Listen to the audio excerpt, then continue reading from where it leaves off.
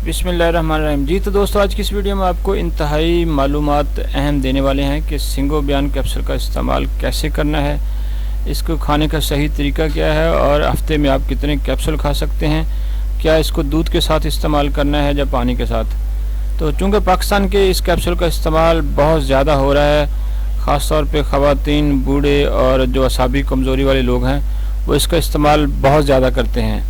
और क्या वाकई ही इस कैप्सूल के इतने फ़ायदे हैं कि इसका इस्तेमाल किया जाए, 40 साल के बाद अफराद को इस्तेमाल करना चाहिए या नहीं करना चाहिए। तो आज की इस वीडियो में आपको सारा कुछ मैं तफसील से बताने वाला हूँ।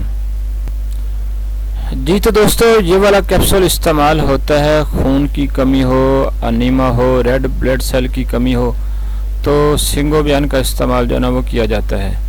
आजकल चूँकि हर दूसरे बंदे को खून की कमी है, ख़ास तौर पे ख़वातीन में आयरन डेफिशिएंसी है, उसकी वजह नाकस खुराक और न्यूट्रिशन का अच्छा ना होना है। बच्चों में भी खून की कमी के मसाइल हैं। पाकिस्तान में तो 80% लोग जो है ना वो खून की कमी का शिकार हैं।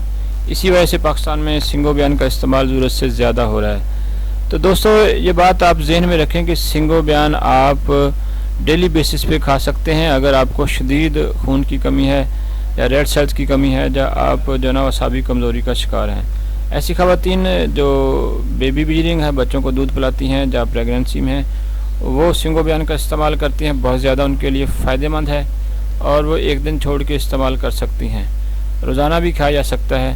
तो दोस्तों, ये भी बात ध्यान में रखें कि सिंगोबियान आप जो है ना वो दूध के साथ इस्तेमाल ना करें तो ज़्यादा फ़ायदा होगा। रीज़न ये है कि दूध में भी कैल्शियम होती है और सिंगोबियान के अंदर भी विटामिन हैं, इसलिए वो दोनों आपस में कैल्शियम जो है ना वो विटामिन का एंटी होता है, तो इस वजह से इसका फ़ायदा नहीं होगा।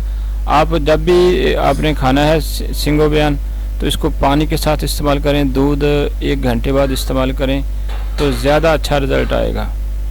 तो इसी तरह दोस्तों, सिंगोबियान जो है वो आप लोग हफ्ते में 3 कैप्सूल खा सकते हैं जो बूढ़े लोग हैं। और जवान लोग अगर उनके बालों का मसला पैदा हो रहा है, बाल गिरना शुरू हो गए हैं, तो हफ्ते में 2 से 3 कैप्सूल खाएँ, उनके लिए काफ़ी हैं। तो ख़वातीन के लिए ज़्यादा मौसर हैं।